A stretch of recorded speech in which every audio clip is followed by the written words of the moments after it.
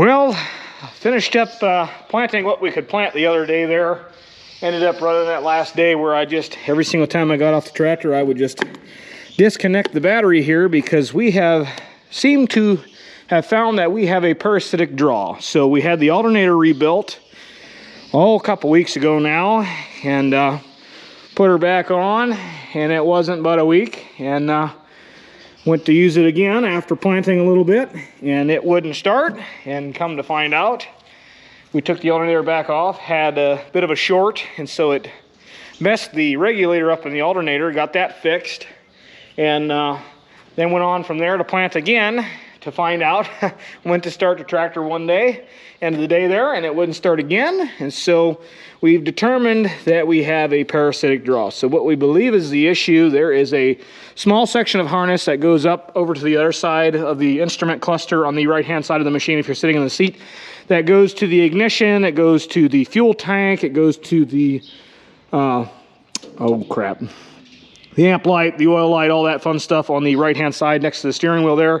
So today's project, since we got rained out, I don't know how much rain we got, but it really hammered the other day. We are going to put that harness on. Dad went up to Sterling and got that the other day. Actually, Sterling had no power that day. That was a bit interesting, but we managed to get our harness we needed. So that's today's project. This is just in the morning here after morning chores. So we are going to tear this thing apart, figure out the best way that comes apart, and put that in. We just actually got done doing one on Mater earlier this year. Actually, Dad did that one when I was off in the shop doing some other things. So this is kind of familiar territory to him. We are going to tear this apart, figure out if we can see which wire is shorted, but it doesn't matter. It's all getting replaced. And hopefully that remedies our issue here, and we can go back to using our tractor as we like to. So I'm going to get this tore apart here and hopefully get her fixed. Due to the rising cost of equipment and parts, this project that we're doing, we need a couple new cables on this tractor, and the local dealer gave me a price of $105 for one, $115 for the other one yesterday. And I found this old cable hanging over in the shop. I'm guilty of not throwing enough things away. Anyway, on your cable, do you want a close-up? Yeah. On your cable, sometimes over time this lead gets smashed together where you can't get it tight enough to make contact anymore. You can take a hacksaw, I like these little hand hacksaws, you can saw that lead out of there so you get a gap again, so you can crush it and make contact again. Another thing is a common problem is these stupid little cleaners, and I didn't bring one, they're like a little round bristle brush. Anyway, the bristles are soft. They ought to make them out of stainless steel, but they're soft and then they bend down and they won't do anything. You can't get them clean. This is a little thing I made. Actually, a friend of mine gave me this idea. You take just a plain old cotter key, you slide a piece of your favorite fabric in here, whether it be emery cloth or sandpaper or whatever, put it in there, and you got yourself an abrasive beater of sorts. And then you just wrap this up, and you can use this in all kinds of holes that you need to clean out or ream out or whatever. But anyway, I just stuck that in there this morning. Then you just turn this guy on, and you can beat all that burnt lead out of there. And if this sandpaper gets bad, you can go in reverse and beat it the other way, so you can wear your sandpaper out on both sides. But anyway, did a real nice job of shining those up, probably better than those stupid little wire toothbrushes that we get. So anyway, this saved 100, and I think this one was 115. Anyway, so we got a cable we can put on that's much better than what's on there. That one's probably eaten to pieces. So anyway, just a couple more little tricks, things you can do to save money, and I like that for cleaning terminals. I'm gonna have to remember that. We do have one we got from the battery house where we get our batteries. It's for the external. Does a nice job. It fits over it. Goes in a drill or an impact, but nobody has an internal yet, so that's the closest thing I came to. So I guess we'll begin the project. I should have brought one of the mag trays for bolts, but I didn't. Yeah, that would have been neat. I've actually got one over there. The one I took over there yesterday was, I won at a Huebner seed. I have a Huebner one too. I think that's it.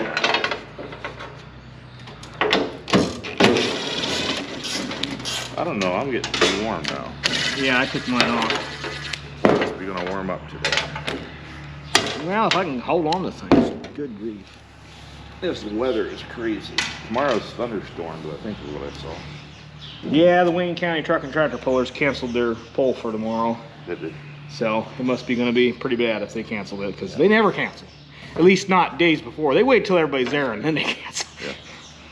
Yeah. I got all my stuff off, so you can use that. I don't think we have to take that white sheet metal off. It's just the red one, right? The red one, and then we'll do the black one. The instrument cluster, side. yeah.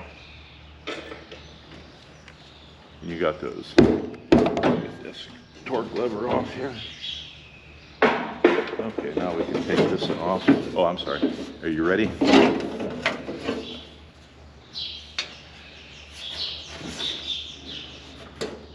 You can see in here last year where we did some patchwork. So this wire, before it was burnt off, this wire goes to the ignition switch, which then goes down to there, and I believe that is the circuit that completes. So it comes from the alternator to the key switch. When you turn key power on, it sends power to the starter, and that's, well, the solenoid there, it will activate. So that's how this works. And so last year when this burned off, we obviously were not getting charged from the alternator because it did not know that it needed charge because there was a severed connection, so the regulator could not regulate. And then the other thing is this particular connector is where that wire this wire used to run through before, and you can't see it. Maybe you can. You see that black spot in there? This connector burnt internally. So we removed this wire from that spade connector there and just wired it together and crimped it and shielded it in electrical tape. Now, this is the particular harness, I believe, isn't it? Is this the harness we were removing? Or no? Well, I'm not sure. Well, we'll figure it out. Anyways, we got a section of harness there. We're going to see if that remedies our issue. We got, if I remember right, we got this one. Let me look. Yeah. This one here. It goes. This one here? This? It has the wires that go to that gauge cluster. Now we bypassed it because that burnt before. At least the point beyond that we bypassed. We have that side. Yeah, we don't have this side. Yeah. How many wires is in here? 2, 4, 6, 7, 8. And that one goes to here. I wonder if they'd have that one. Where's it go to? Right here. Is that all the further it goes? It looks like it. Well, you can call him and ask him. I don't know if there's a part number on here, and if there is, good grief, good luck finding it. Did you bring side cutters so we can Yeah, I did. undo that so we can get a little breathing room here? And you got a wiring schematic, right? Yep, it's right so there. So when we go crazy, we know what's going on? Yeah, and these bolts on this black section will come off. Okay, why don't you cut? Let me call and see if they have that piece.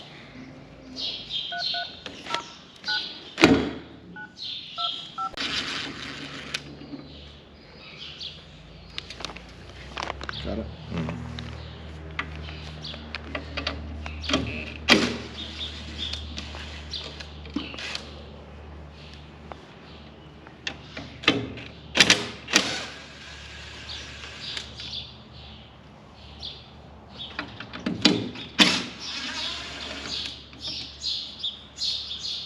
Well, have you ever delved into a project that you kind of wish that you'd left alone, but at the same time you couldn't leave alone because it needed done? Yeah, this has turned into one of them jobs. Seems to be a good time here.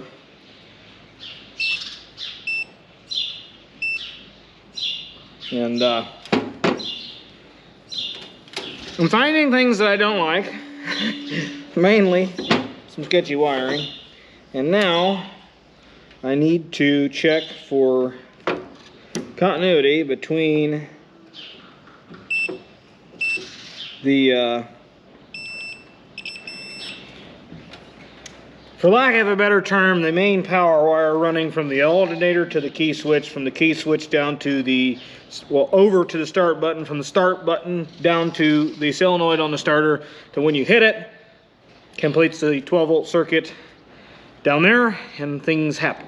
Well, anywho's, this harness was damaged. I just showed you the melted connector and everything, and I don't know when that happened, if it happened last year when we had to repair it, or if it was a pre-existing condition that we just happened to stumble upon after years of ownership here. But now I have to replace the cluster harness here. So this one here, it plugs into that connector, and this red wire goes to that area that, you know, shorted and melted out. There is an intermediate harness here. I guess they call it the main harness, I think, that runs forward and down to lights, starter, all that fun stuff, does all that fun good time. And that is the connector that's melted, and this plugs into that. So I have to determine why that connector melted. Is there something that has shorted out against sheet metal over the years of, you know, use here? Whether it be the shifter rubbed into something, or the wires just laying in a bad place and over time rubbed through. I need to determine if it is grounded out to anything. Doesn't matter. Sheet metal is going to be grounded to everything. So if I touch this and they make the beeping sound, that means to me that I have something that is shorted out. And I just have to find, yeah, it's still on. Have to find somewhere to start poking around. That's not making sounds. They still make sounds if I touch one another. Now, if I wiggle it,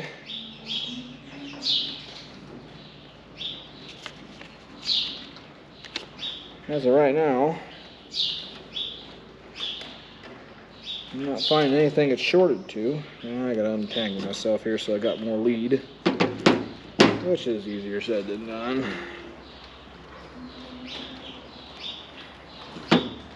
Oh, good grief.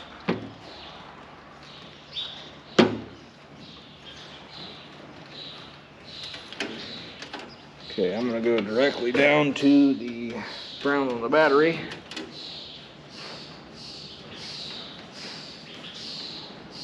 Not finding anything that makes it do that. So, at least as of right now, I do not think that that particular wire is shorted out on anything. That particular wire. So I think I'm okay at this moment to assemble that side of the harness. And I'm going to have to do a little MacGyvery to make that happen, because that plug is melted. You cannot buy these connectors. You know, you're talking, I'm working with a piece of machinery that's older than I am, and so they do not offer just that connector. You'd have to buy a whole harness. So I can't, you know, in the automotive industry, de-pin this connector and repin it into a new connector and complete it using original components here, because I can't get those, because I'd have to buy a complete harness. I cannot just buy the connector end. So I have a couple choices here what I can do. I can either go through my stash of connectors and find one that is at least 8 wires that I can, you know, cut apart a $200 harness I'm holding here to change this end, and then have to change this end down here. Or I can bypass it like we did before, and I'm not saying that was the correct method, but it was the method to use that day to get us going. And hey, it worked for about a year, so I'm not going to complain. But I don't want to do that this time. So I guess what I've led myself into deciding to do, I am going to take this connector down here. I'm going to kind of ream the hole where the wire went through out enough to pass a spade connector through this original connector here. So I can plug this back into the factory plug, and all of these will plug into a factory plug aside from this red one right here. That one I will plug a spade connector into, and it will be inside of this connector. It just won't be necessarily part of the connector, if you get what I mean there. And I think that's what I'm going to do. I guess that's going to be about the prettiest looking thing I can do with the material I have. If I had a new harness, I'd probably do that. But harnesses for these are getting very expensive. We had to redo the one on the 1066 several years ago. It shorted out and actually caught the harness on fire. And that was a good time. Dad was driving back from the North Farm from spread manure. I was ahead of him in my tractor, and I put my tractor away and wondered where the hell he was. Well, I found out. He was on the side of the road taking the positive cables off, so his tractor didn't catch on fire. So yeah, we redid that, and that was, I want to say that was a $900 harness, I think. Now that doesn't include the labor and time to put it together. That's just the harness. And I'm not particularly in the mood to put a excess of $900 harness on here right now, because, you know, COVID did a wonderful thing and jacked the living hell out of the price of everything, and Biden's done a wonderful job of that too, so we won't get into that. But yeah, so I'm going to do the best I can with what I got, and see what MacGyver I can come up with.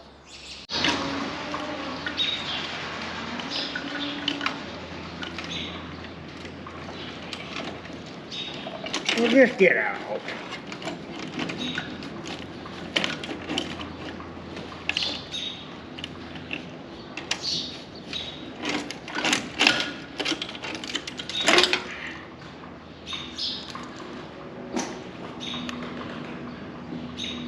Okay. Now I just get to figure out how to put this all back together. Should be a good time. We'll figure it out. No, probably not.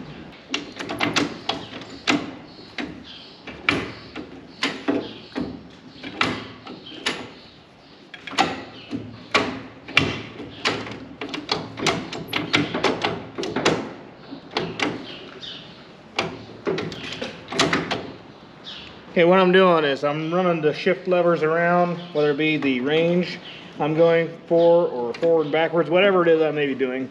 Moving it around to determine where I want to put the new harness, so I don't have anything pinching and thus in time leading to an issue. And the way they did this when they built these things at the factory, they have a metal loop on the back of the right hand instrument cluster panel, and this harness used to be routed through there. Well, what happens is that comes directly up behind a piece of cast iron, and it has to make a sharp bend right back to itself to hook into all these particular, whether it be lights, the switches, the sending units, whatever it may be.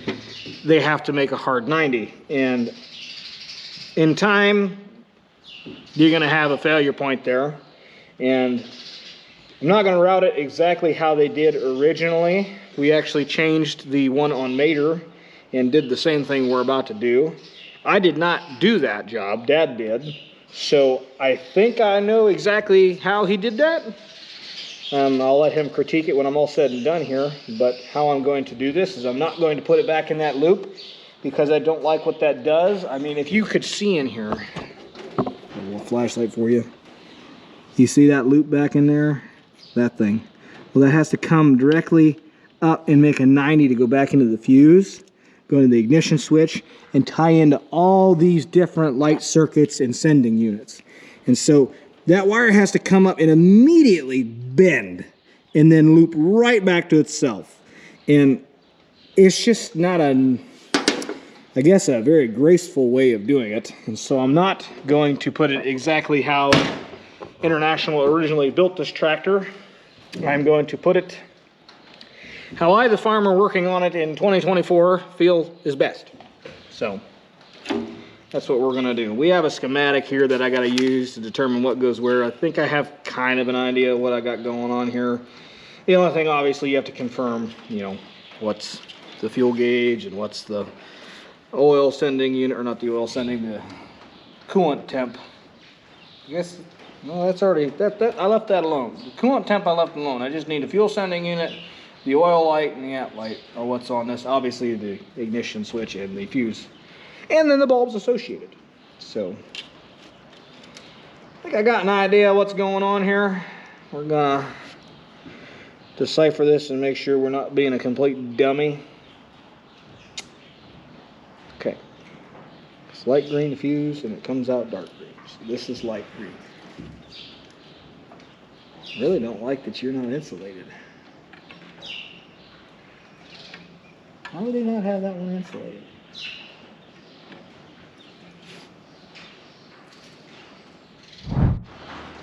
Well, our oil light works, our amp light works. It starts, nothing smoking and on fire, so fuel gauge appears to work. When you turn it on, it says full, and it is currently full. So I call it a win. we're gonna think that we won. So we're gonna put sheet metal back on, clean up our mess, and get out of here.